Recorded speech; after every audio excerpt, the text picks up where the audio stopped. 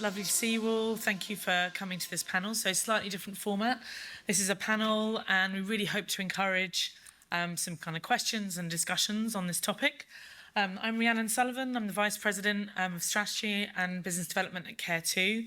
And I think we work with many of you in this room and it's great to be here. And this is Eric Reardon. He's our CEO. So if you have any questions throughout the next 2 days on Care2 and what we do and how we work, then please come and grab either one of us.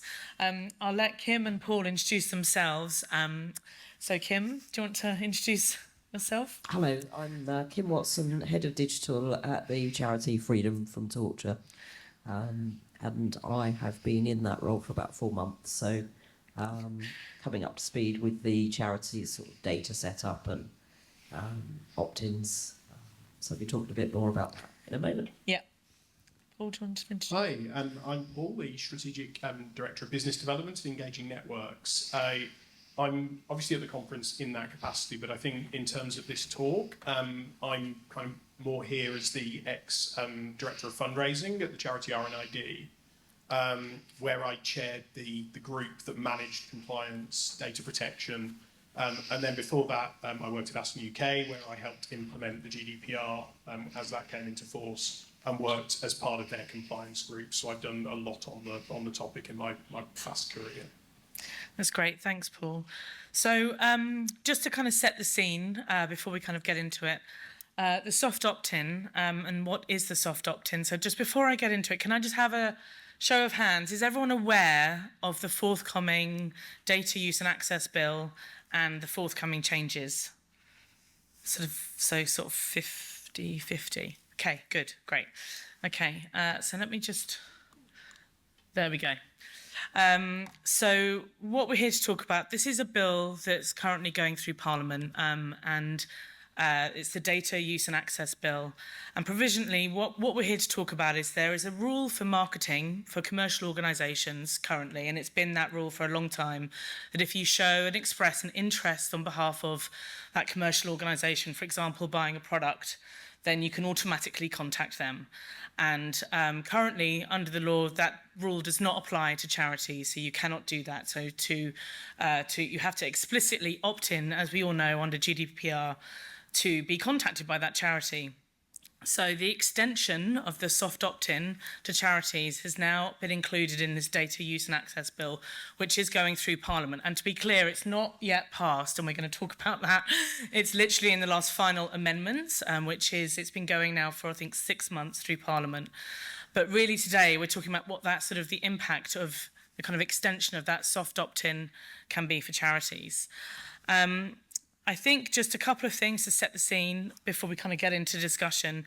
The first thing is to really say that the sector has really called for this. So this has been broadly seen as a really positive change to legislation. The Direct Marketing Association, I think, has estimated that each year, once this soft opt-in takes place, it could increase fundraising each year in the UK charity sector by 290 million. So there are some really kind of positive outlooks here. Obviously, though, there's a lot to talk about in terms of what does it mean in terms of consent, making sure that we're not going to revert back to some previous bad practices pre-GDPR. So all of this is kind of what we want to really talk about sort of today. And I think as well, just on the fundraising side, we can see the positives, but also on the engagement side as well. The sector has called for this, that it's a positive way to really kind of strengthen and deepen relationships with your supporters as well. So, on that note, that's kind of setting the scene. I think what we're going to do first is just outline from our three perspectives what our approach is going to be. I'm going to start with Kim from Freedom from Torture, and then we'll kind of we'd love to hear from you, the audience, of what your thoughts are, questions, concerns. But Kim, do you want to kind of outline Freedom from Torture's approach? So we're very much at the consideration stage and are looking at, just to be clear, this change is about email consent. So we are currently looking at 4 different potential opt-ins, or options rather, to change or not change, because one option is stick with explicit opt-in. But we are looking at different ways to adapt to this opportunity, and it is an opportunity in terms of being able to contact people in relation to donations, campaigning asks. So the first option is stick with explicit opt-in. So that's stay as we are, which is fully GDPR compliant with an express opt-in button. I think the risks in doing that are that we can probably expect going forward a slightly lower opt-in rate if we don't adapt to this opportunity. Next option, is to use soft opt-in, but with an opt-out box. So instead of asking people to opt in, we're asking people to give their consent via opt-out. So, for example, we'd love to keep you updated about our work. As you've supported us today, we may send occasional emails. You can opt out at any time. Check the box if you do not wish to receive emails from us. And this is likely to increase your opt-in rate in doing that, and you're still offering a choice that is fair and transparent and responsible. And then the third option is to remove the email opt-in box entirely.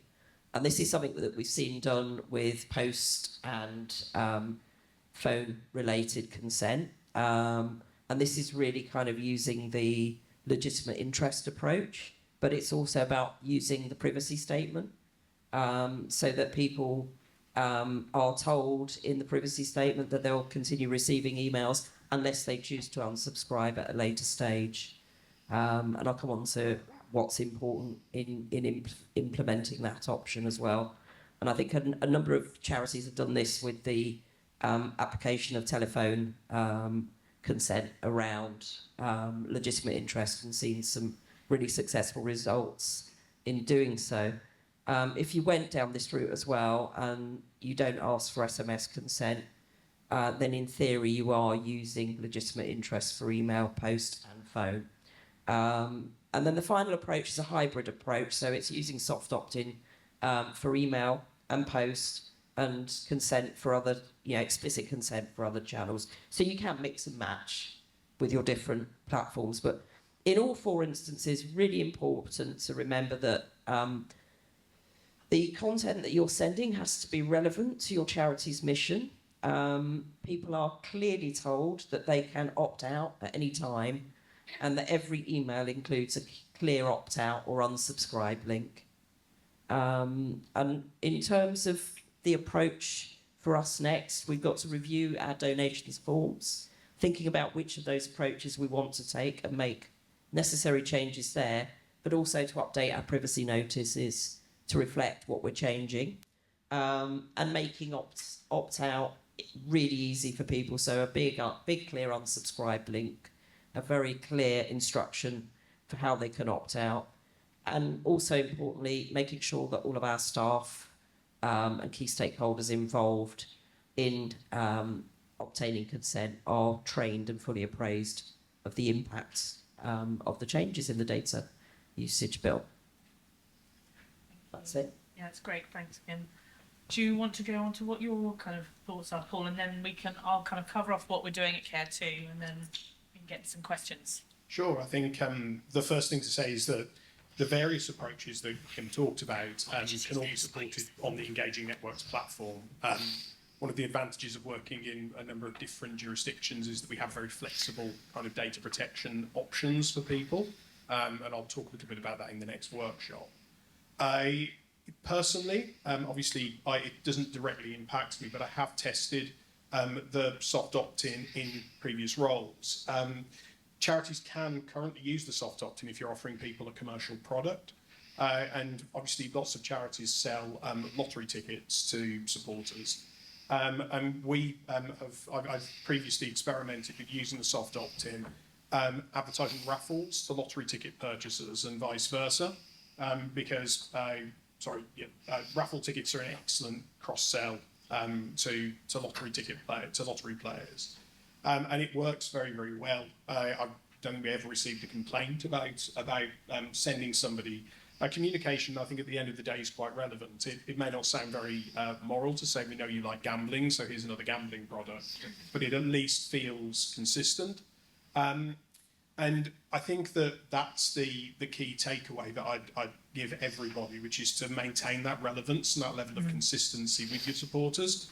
Don't sign somebody up to be a campaign supporter and then immediately start spamming them with fundraising communications. That doesn't feel relevant. It feels like an abrupt break in the journey. And for kind of older people in the room like me, you'll remember the Olive Cook scandal and the trouble the sector got into because of some of the practices that it was using at the time.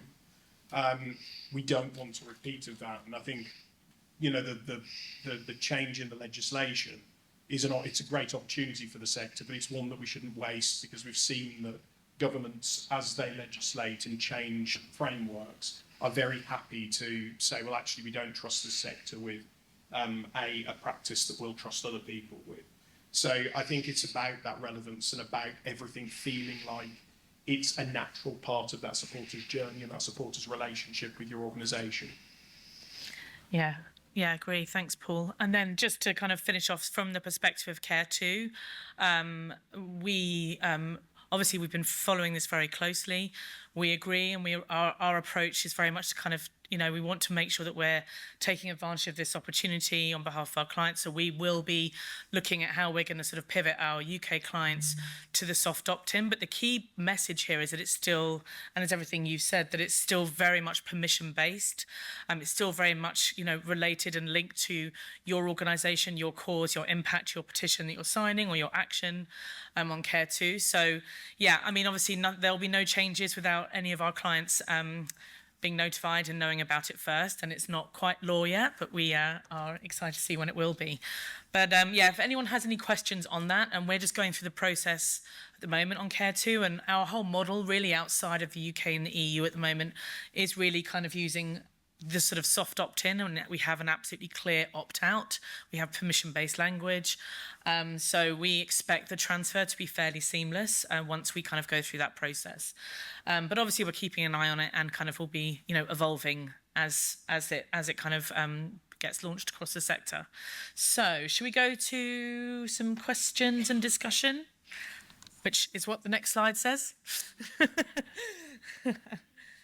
Have we got some on through there, or do you want to do some from? We've got one in the app.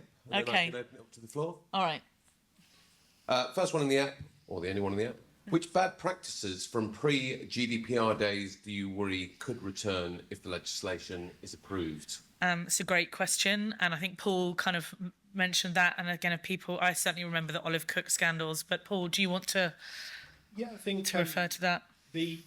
What I don't think that anybody really wants to see is you signing a supporter up and then just sending them. And I think, speaking as an ex-fundraising director, fundraising often has a big budget and to do a lot of activity, and so you end up almost accidentally, almost organically, moving to a point where you may send somebody an advocacy action, you may send somebody a services communication, and then you send them 6 or 7 or 8 fundraising asks, and you don't want to get into that situation. You want to be able to give people that. I often think charities are operating at their best when they give people a full shop window of what the charity does, and they allow people through their own engagements to then engage with the charity in the ways that they want to. And you can obviously then start to personalise a supporter's journey and make the charity more relevant and feel more personal to them and to their situation. So I think it's about finding that balance and keeping that relevance, and that's where we need to be. Kim? Yeah, I'm just going to add to that as well. Caution is being advised by the Charities Commission fundraising regulator for these very reasons, and also just to say that this is not an opportunity to retrofit consent. So not falling into the trap of just assuming that everyone now has to opt out, regardless of whether you have their previous consent or not. This applies as a going forward practice, not a retrofitting one. Yeah, absolutely. Yeah. Thanks, I couldn't bother to type it out. We've got a situation where we only run advocacy campaigns on engaging networks. And my colleagues in fundraising are really keen for us to add a telephone field so they can call people up for fundraising asks. And we've had a bit of back and forth about what the opt-in would look like. And our compliance team said it has to say, if you give us your number, we will call you about fundraising. Because it previously said, we'll call you about how you can support us, which was a bit vague. I just wondered, I really want to help my colleague, but I also don't want people not taking our actions because they're being told that they might end up being called about fundraising. And I wondered if anyone's got any expertise on how much that does drop your rates of engagement or anything like that. I even wonder whether there was an option of waiting until someone had opted in and then the pop-up button popping up and saying, would you like to give us your phone number as well, so they're already invested. I just wonder if there's any mitigations, because I want to help my colleague, but I also don't want us to be losing potential campaigners because we're kind of quite obviously asking them about fundraising on their kind of first interaction with us. So I don't know. Yeah. And I know this is a slightly adjacent issue, not the key Well, one. no, not to, and it's good. But just to kind of clarify, with the soft opt-in, it's not applying to inputting telephone numbers for calling purposes, because that's under legitimate interest. But the soft opt-in does include the use of an email address and text messaging. So just to make that point, but yes, I think using if you think about the kind of, taking the action, getting the advocacy actions, getting the email address as top of the funnel, and then in your further subsequent support communications asking for the phone number, that's definitely kind of a way to go. But I suppose it really kind of going back to your primary goals are of the campaign, because I've also seen other organisations do it. I think at the moment I've seen a campaign page on Greenpeace who it's an optional phone field. Yeah, it's an optional phone field, but they have got the text there. But I don't have the numbers behind me. Do you have any insights on the numbers? Say, it just sounds like a really good opportunity to test and learn. Yeah. Yes, I was going to say the same. I would caution phone number can be a form completion killer. So I think test and learn, absolutely. I also think make sure that the information you're asking for feels natural in the context of what you're doing. I think one of the biggest problems charities often have with forms is they kind of robotically get to the bit of a form where they say, well, this is where we do consent, and then they just say, well, we want your consent for post, phone, email, SMS, and you create just a wall for the user of different options. And I think that what you can do and what might feel more natural is daisy chain a couple of actions together and make the requests for consent granular through the process. So it feels like people are just giving a little bit every time rather than just giving people this block of, right, this is how we're going to start getting in touch with you. And I have all the sympathy in the world for your fundraiser. I've been there. The telephone is a phenomenal channel, but you can't assume that everybody's going to want to give that data away, and you by putting that field on a form, it will cause people to just stop and close in a certain percentage of cases. I did have a stat a long time ago. I went to a conference and somebody from WWF gave a talk on form creation, and they said that pretty much for every field you add in a reasonably lengthed form, you'd lose about 11% of your audience for every field. So that's the only stat that I've got in my mind. This acts as a bit of a follow-up question, really. But is it really spammy to send a fundraising ask to campaigning supporters, or just best practice? I think by that I didn't mean one fundraising ask. I think the issue comes when somebody takes an action, fills in a service request, and then the next 7 emails all have a big donate button and a request to give, and that's what I mean by spamming. So, and that does feel unnatural for supporters, and it does create that sense of disillusion with the organisation, I think. Any other question? Yes, question for Kim. So, Kim, you outlined 4 different options in how your charity can adapt to the soft opt-in rollout. How will you decide which one to go for? What factors will you be weighing up?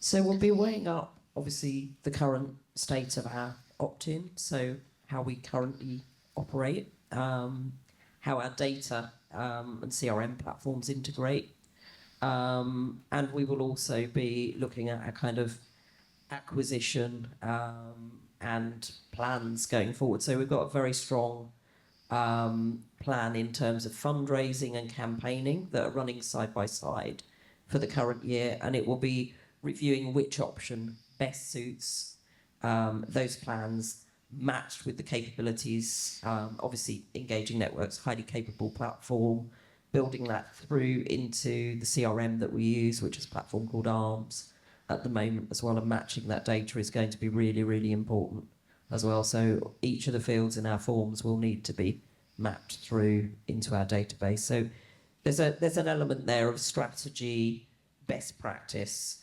and capability as well. Thank you.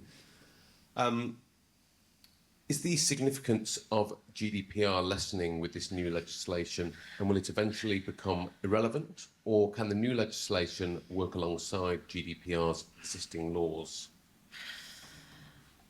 So before I answer this, just to clarify, I'm not a lawyer. But yeah, I mean, I'm very much the latter in terms of I think there's the principles of GDPR, the principles of, making it clear what you're asking supporters to do, and essentially kind of, you don't want to lose that trust. GDPR came in when the public lost a lot of trust in the charity sector back in 2015, and this is, really kind of what prompted the creation of GDPR. And so all of those principles very much, and I think, we're in agreement there, are, absolutely are still in place. This isn't about going backwards on that front, but it is about kind of looking at an opportunity and how, the sector, the fact, just that stat at the beginning, that the Direct Marketing Association estimating that if people use this responsibly and use it with caution and sensibly, that this could, increase 290 million in donations each year in the UK charity sector. That's very significant. Did you want to add anything to that? I was going to say, I think one of the real opportunities is using the soft opt-in and existing legislation alongside one another. And I think where, certainly Rhiannon's interest comes into it, and where I'd be very interested in the approach is in fundraising, because you can go out and generate leads really, really simply without giving people too many barriers to entry. And then when you enter into a dialogue with a potential donor or potential supporter, you can then confirm their and confirm what they want to hear from you about, confirm what channels they'd like to use, and then maybe cascade them onto a more kind of thorough, currently seen as compliant approach. And that gives you, I think, more effective ways of going out and getting in touch with your potential audience. And then building that trust and building that relationship in kind of the proper ways that people have come to expect over the last better part of a decade. And I think as well, sort of practices that were happening before for emails, certainly in terms of list buying and, rent, like just without any consent or sort of any explicit consent, none of that I don't think is changing particularly. This is just, evolving, the sort of permission-based opt-in really, which is what I think should be called. Lovely. We've got about 5 minutes left, so I don't know if you want to go back to the slides or take a couple more questions. Any other questions? There's 1, 2. No,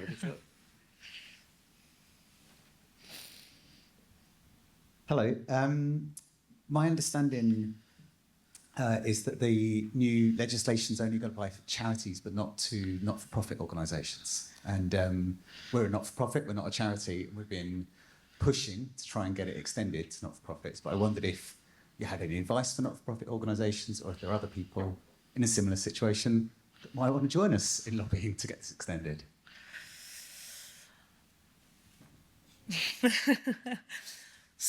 I think the current state of the legislation is evolving. So before we came on stage today, Kim informed us that the Lords have sent it back to the Commons for amendment. So I would say, I would say for organisations like yours, keep the pressure up, because you may still be able to have the legislation tweaked and amended by the legislators.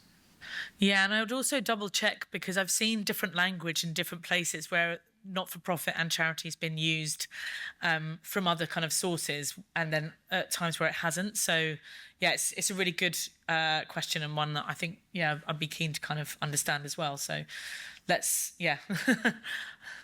let's follow up on that. Do you want to take one more question? Sure, have we got time? Yeah. Yep. There's somebody over here. We go. Lovely. Hi.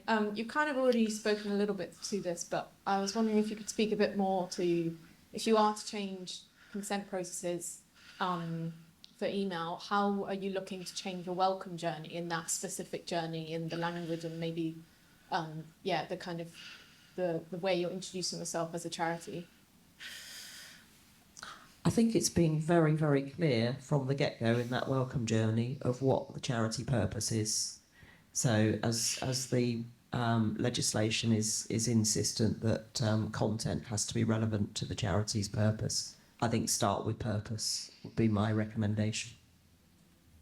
Just to agree on that, I think purpose and then things that you can offer your supporters. The most popular welcome content I've ever used has always been things that you can offer, that you can do to improve somebody's life. Joe's nodding behind you. When Joe and I worked together at Asthma UK, the team launched an asthma risk checker, and the tool ended up being so popular with donors and lottery players that the charity started to claim back some of the claimable tax with the government around the lottery, because we were pushing so many people in hard-to-reach areas of the UK onto an asthma checking journey. And so I think if you've got stuff that's relevant and that offers your supporters value, or offers your supporters something that can change their life, then lead with that. Don't start introducing other ways of support before people are going to be ready to hear from you. Yeah, and I think that's probably a good place to sort of summarise the takeaways, because it is all about that kind of ongoing journey as well. So, I mean, just to kind of what we sort of discussed and put these together. So, in terms of taking away from this session, we really do think this is definitely an opportunity for the whole sector. But it is about kind of not reverting back to old practices, protecting public trust, being transparent, being really clear. And we've used this word quite a lot, relevancy, keeping the relevancy there in your comms. And I think kind of, just remembering with all things like this, iterating, testing, making sure that what you're looking at, the kind of the opt-out language that you're using, particularly looking at maybe some different mechanics, and just looking at that journey that you're kind of, making sure you're relevant and testing the journey like you would. None of that's necessarily changing. I mean, everyone is looking at their journeys and testing and iterating. So all of that should still be in place 100%. Did you want to add anything else before? I think it was just to absolutely underscore what you just said, Rhian. Cool. Well, then the last slide is just a signpost you to some further information. I just want to point out if the fundraising regulator is a really good source for information. There's an article online and it's being updated sort of regularly. The CIOF is actually running a webinar, which is Soft Opt-in Unlocked, which is on the 16th of May, I think. So that's later this week. And then finally, we're running a Care2 digital breakfast briefing in a month's time, where we expect to go into this a bit more, show some examples, a bit more about Care2's approach, and obviously kind of talk about it a bit more. So, there's more information there, and we're happy to talk about this afterwards as well. Thank you very much. Thank you.